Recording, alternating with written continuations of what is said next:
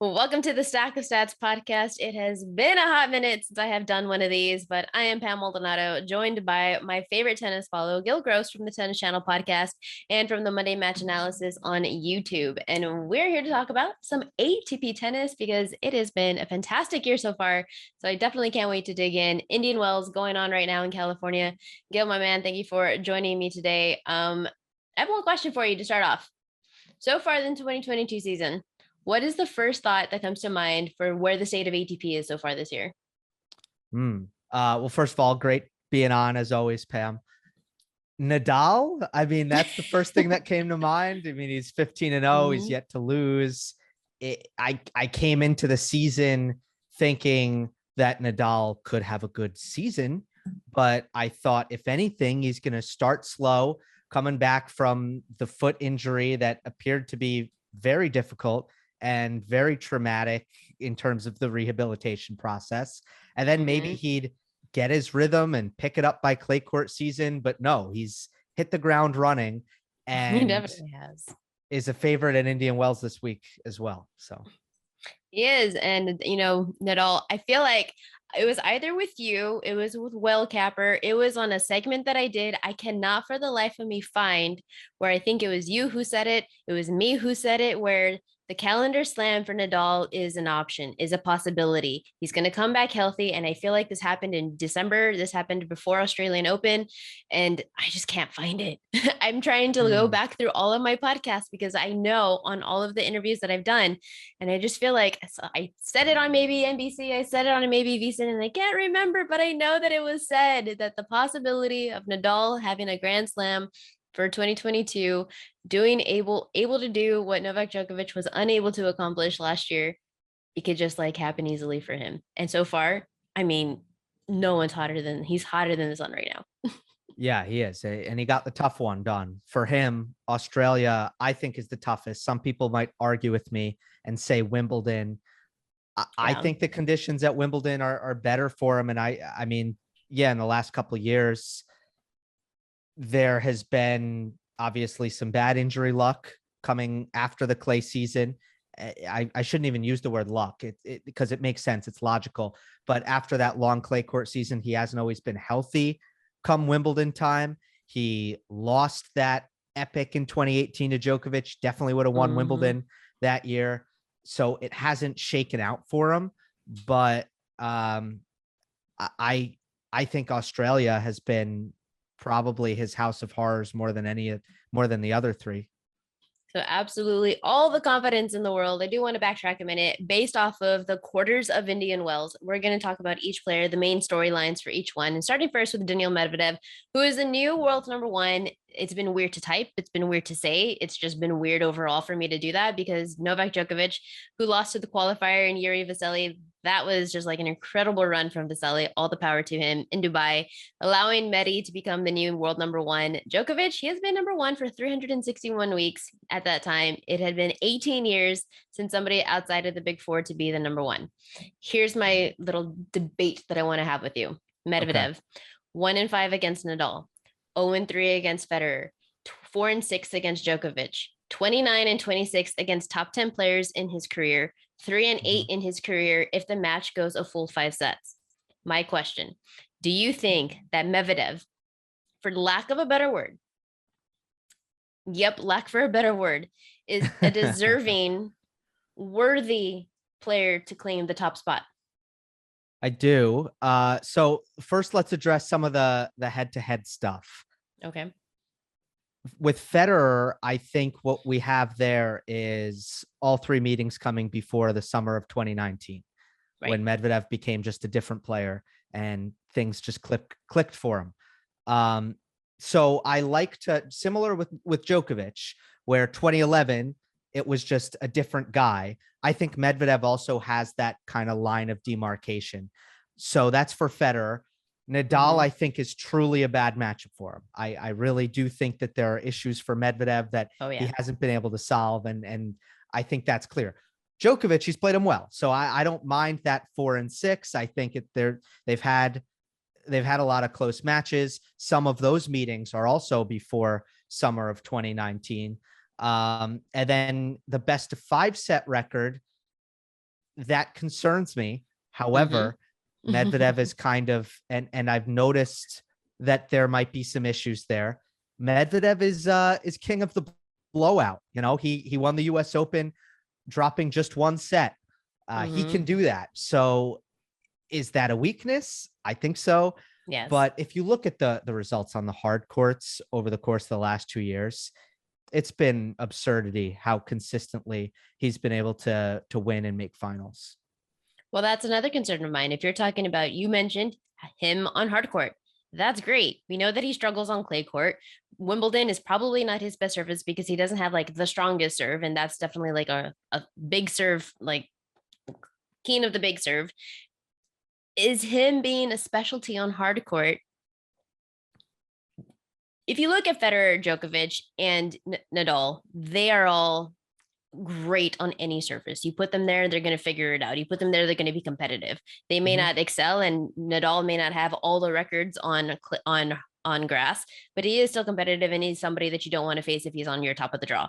You don't have that same fear instilled in you if you face Medvedev, because you know that if it's on clay, more than likely you're going to be just fine because he doesn't like it. So for him being such a hard court specialist, is that a deterrence for him for being a number 1 spot for right now with the competitive level of it is? Can he sustain this type of world number 1, world number 2 by being the type of player that he is?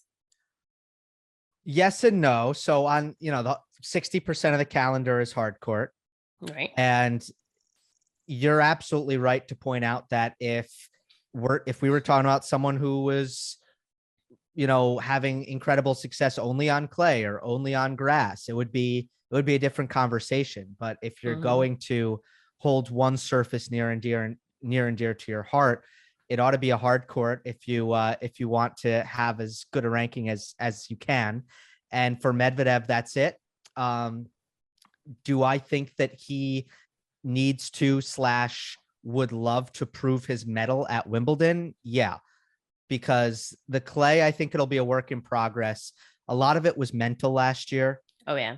So if he just locks in and gives it his best mentally, then I think we're going to see him on clay make semis, maybe make a final when the draw opens up. I think he might lose to some of these, his rivals on clay, like a Tsitsipas, who I just think will be better than him on clay, right. Team and Rude, right? But I don't think he's going to be losing to Christian Garin like we saw last year if he mentally locks in. I think he should be good at Wimbledon. I think the serve is good enough. It's actually his return position that I think hurts him most at Wimbledon. That's a good point. Because it's defensive, and you can't defend on grass. It's too difficult pretty much. Right. Djokovic does a nice job, but it's really hard. And you have to basically, players have exposed him. Cilic and Hurkacz have exposed him. Wide serve, drag him off the court, first forehand approach, come in, play that attacking tennis on the grass. Medvedev, I think on grass, needs to work out a way to take the return of serve a little bit earlier. More aggression early on. Yeah. Yes, I agree with that. Now, in order for him to keep number 1, Medvedev does need to reach the quarterfinals of Indian Wells. Otherwise, Djokovic will return to the top spot. He's my screensaver on my phone. I'm hoping that happens. But Medvedev's route to Indian Wells right now, in the second round, he's going to face potentially, he will be facing Tomas terrible with this name, Machak. In the round 3, potentially he could be facing Gael Monfils. And in round 4 is where things get really interesting for me, because he could be facing Carlos Alcaraz, who, for those who are unfamiliar, Alcaraz is, oh man, I love watching Alcaraz. He is by far my favorite player. If it's not Djokovic, it's definitely Alcaraz right now. He won the next gen ATP finals. He lost to Italy's Matteo Berrettini in a coin flip 5th set tiebreak at the Australian Open. He won the ATP 500 on Rio on clay. And depending on the time of day, this is what is really interesting for me. Depending on the time of day, if it is potentially a night match, the temperature is going to be cooler. Alcaraz can definitely contend in cooler conditions. Do you think that this potential matchup could be of concern? Yeah, I think Medvedev's in danger here in potentially a lot of spots. I do, actually. Great. What I wanted to hear. Good news for you. There's a couple of factors. yeah, the slow conditions. Indian Wells at night, it doesn't get much slower than that. It is Right. unbelievably slow. It plays a lot like a clay court, which I know you've been saying in your content, and it's true. Then there is the fact that he just became world number one, and that can be an adjustment for players mentally. Yes. Then there's the fact that he had insufficient rest in the offseason, and I'm waiting for that to catch up with him because at some point I think it will. And then lastly, there's the Russia-Ukraine conflict, which you just don't know if it's how it's going to be weighing on some of these players. And there's no way of knowing, but it's something to consider.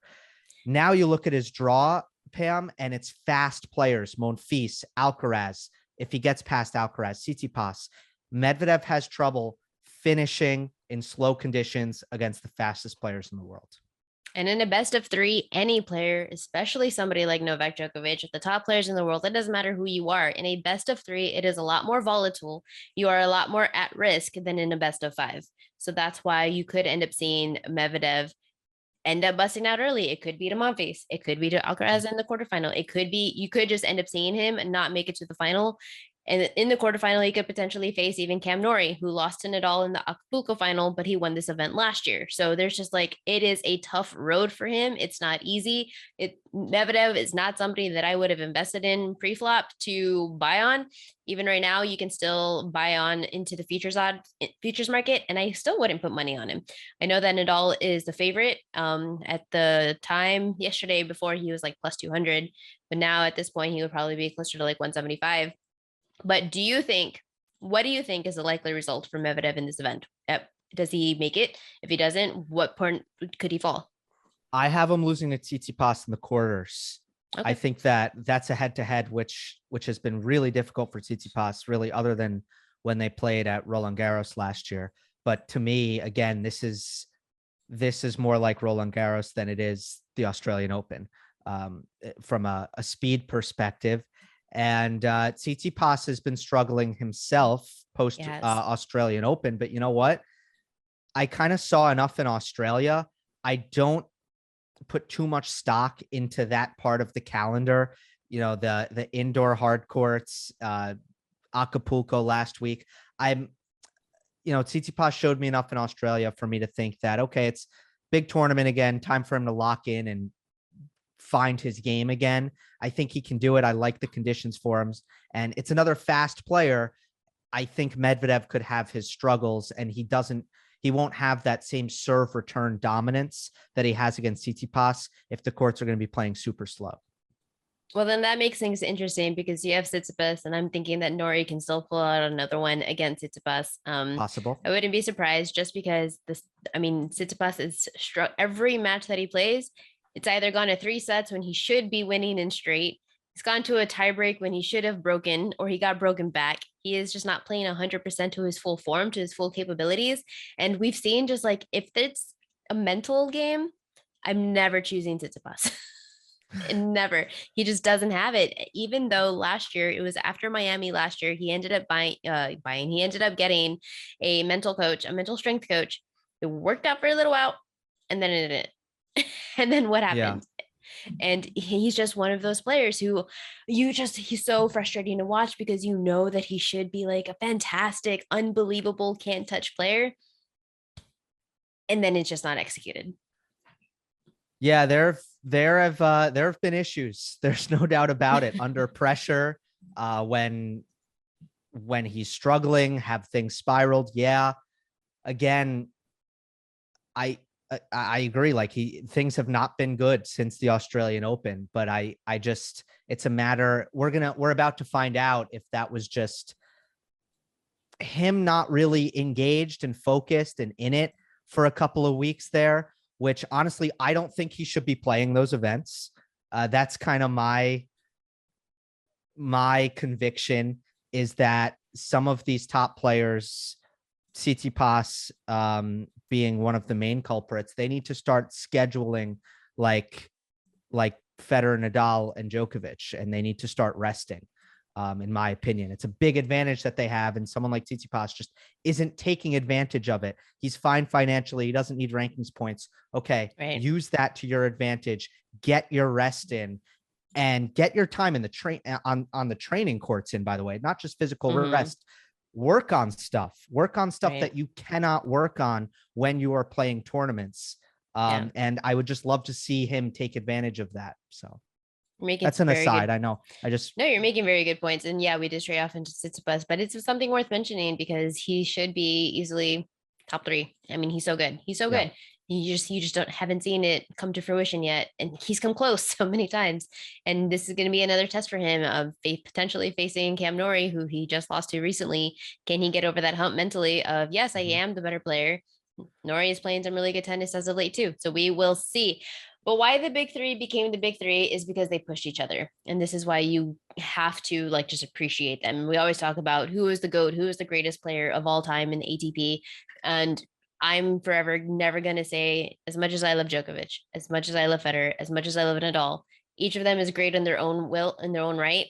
But what makes them great is because they push each other. They were all losing to each other until they weren't. The more times that they faced one another, their games were improving. They were getting stronger mentally. They were adjusting, making adjustments mid-match. They were learning to make adjustments mid-match. They were bringing something new to the game that other players of now, the new generation, have not been able to do. Medvedev, he lacks the variety. He refuses to come into the net. We know that we just talked about how he doesn't excel on clay. He is a baseline player that plays consistent tennis, and he is benefiting from other players who also play a baseline game, and Medvedev is just simply outlasting them.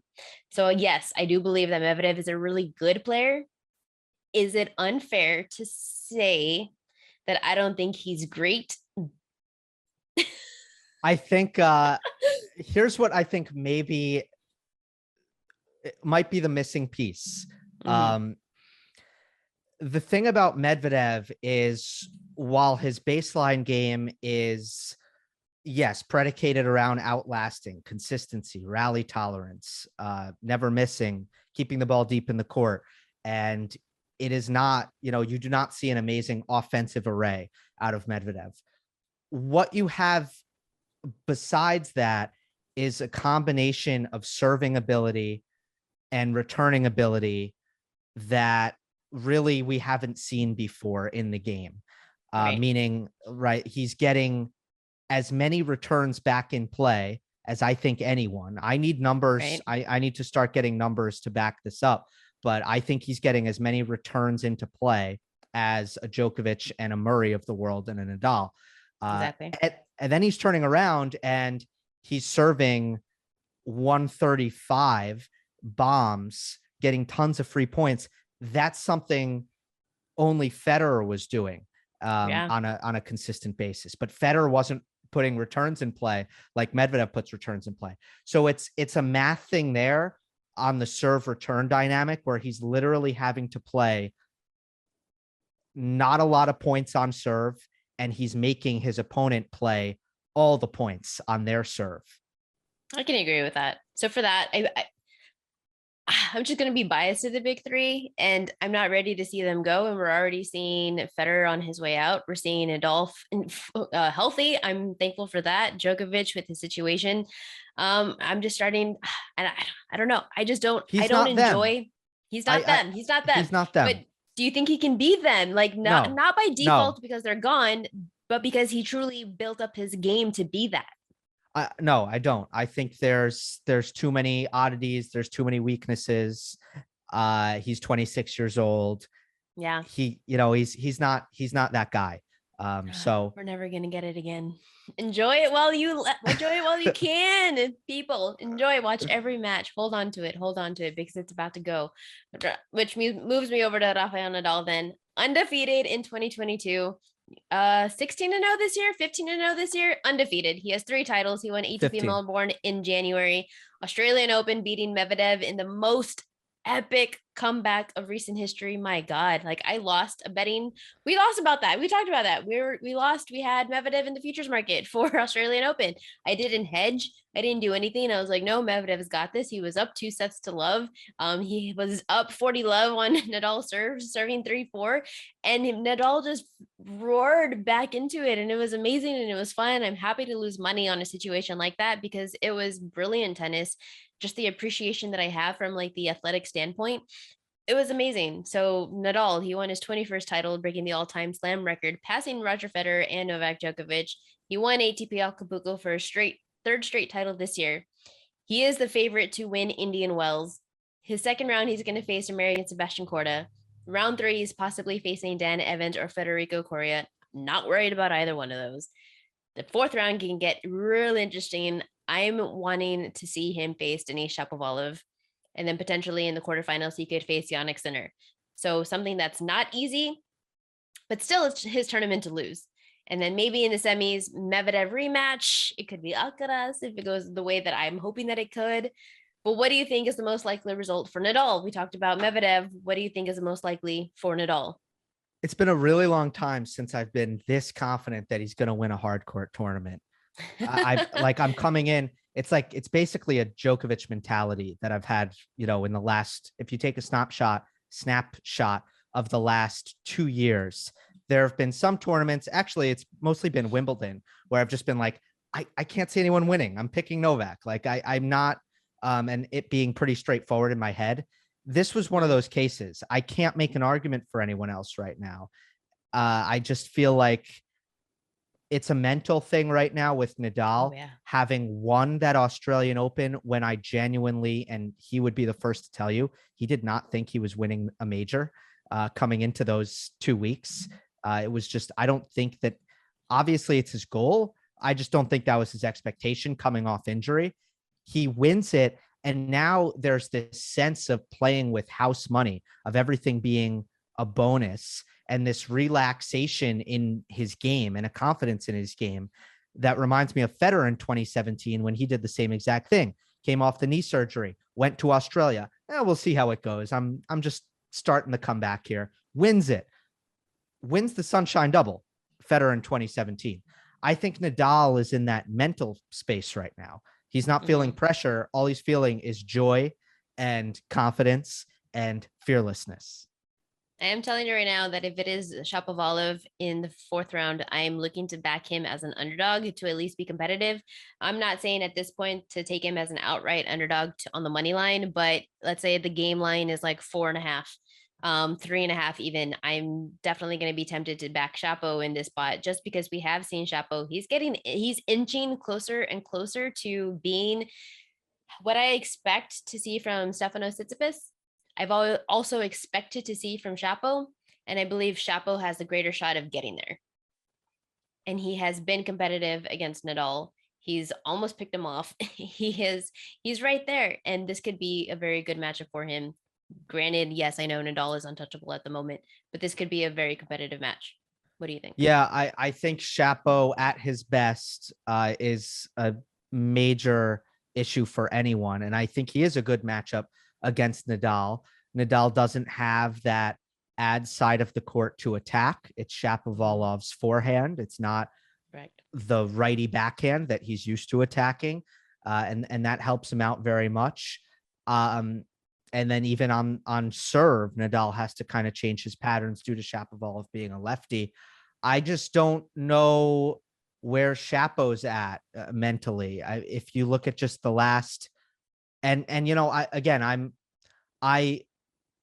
like the idea of taking a flyer on Shapovalov in these moments when you don't think he can do it, because that's when he does it. But it's just been weird since the Wimbledon semifinal. He totally checked out of the season last year, and I don't know why. I think we discussed that last time.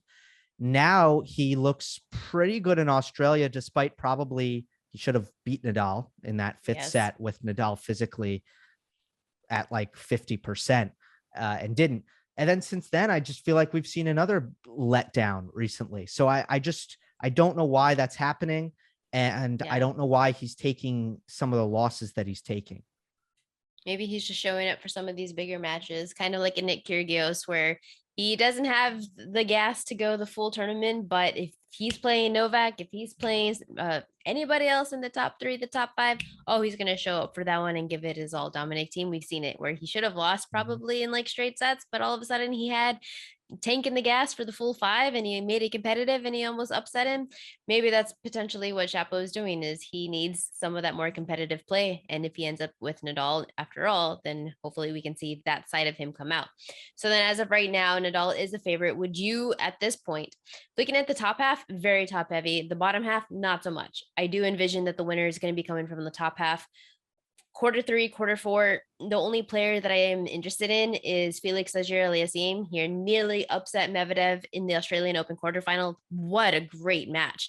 I was so on Medvedev to like So destroy good. him, and that was not the case at all. Unbelievable. And we've seen nothing but greatness from Felix since. 2 tie breaks. He loses 6-4 in the 5th set. He was 0-8 in finals before breaking through, defeating Stefanos Tsitsipas 6-4, 6-2 in the Rotterdam for his first ATP final. But then he went off and he lost to Andre Rublev in Marseille final to now fall 1-9 in finals. I do believe that was more fatigue rather than it was him resorting back to his old confidence of like, well, I can't win in finals. Would you agree with Felix? Totally. Yeah, totally agree.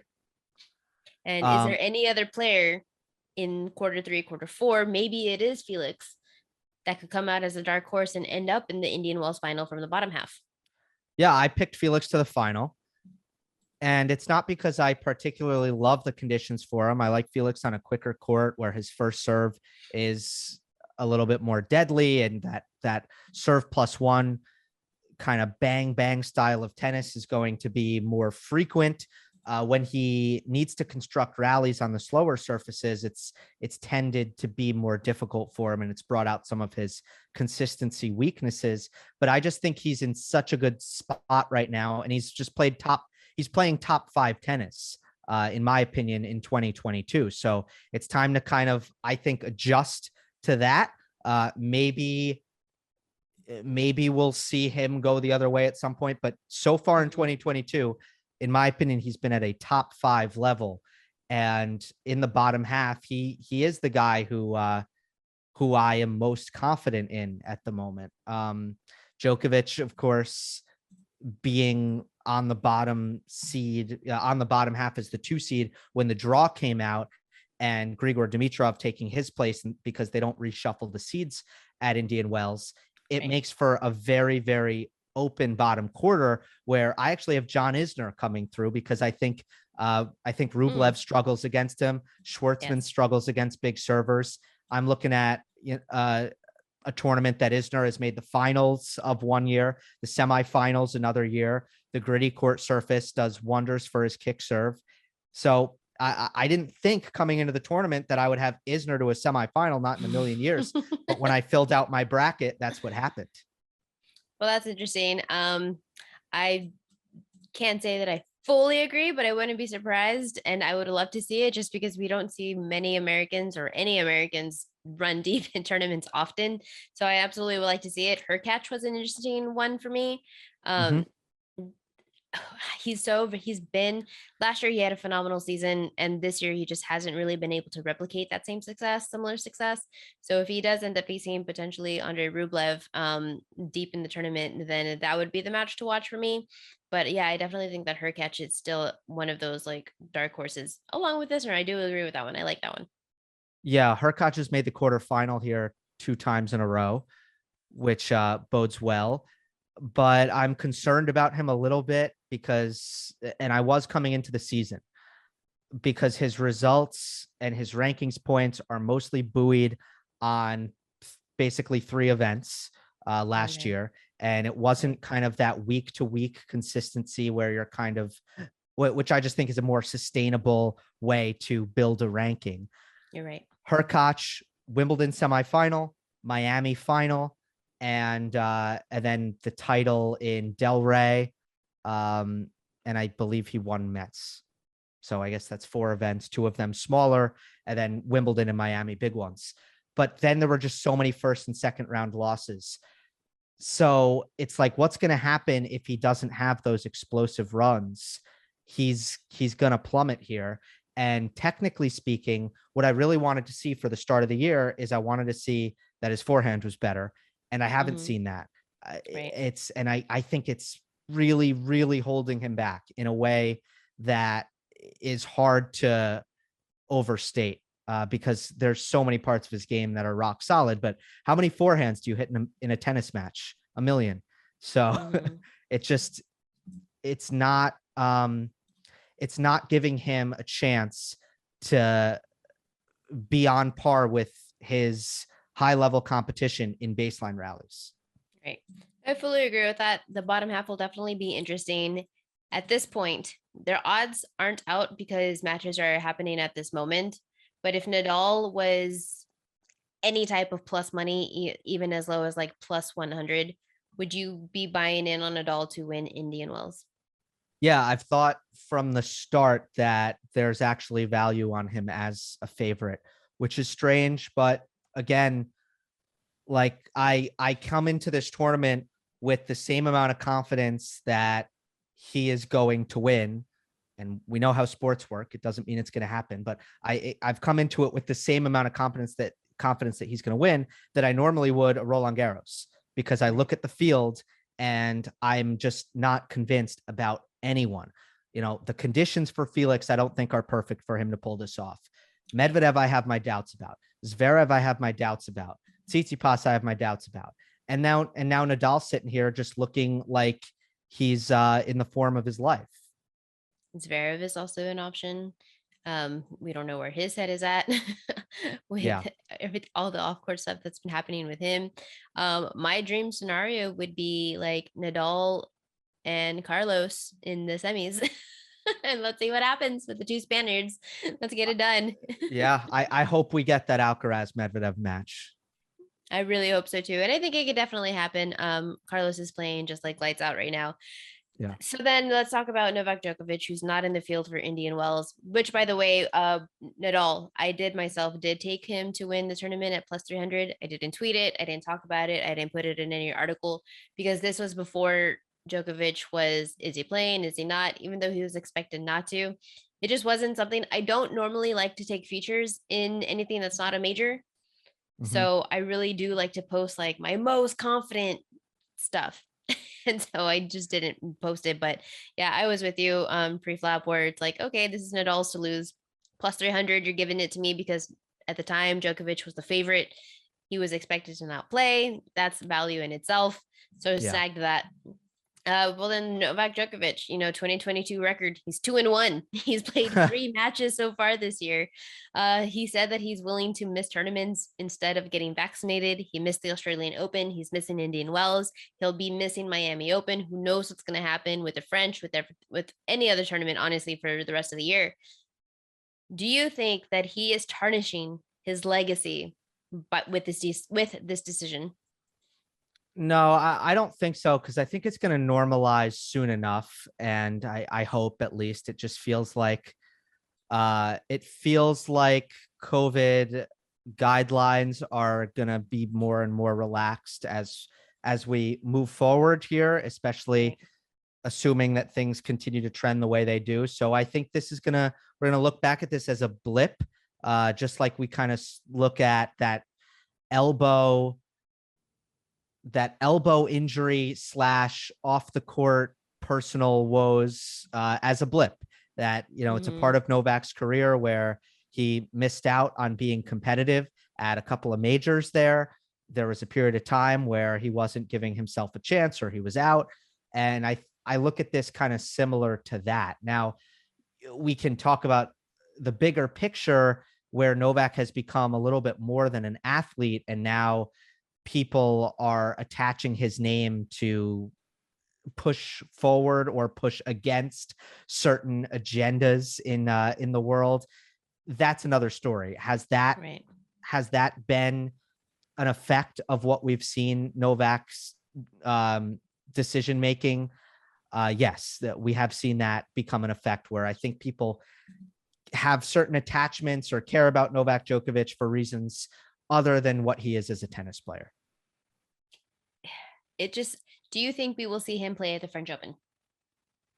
Yeah, I do. I think at the moment, would you still give it?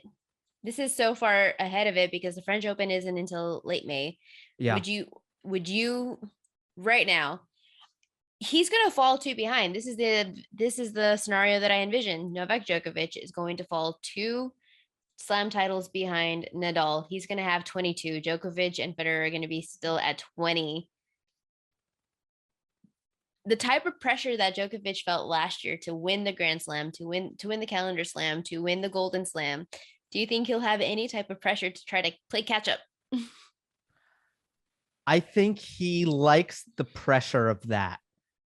And I don't think he's actually that unique in the sense that he likes to play catch up. I think all players prefer playing catch up, and it's easier to, I mean, you can look at that from a micro perspective or a macro perspective. I think it's easier to play better down a break in the final set than up a break. I'm not saying you'd rather be down a break, right? Because obviously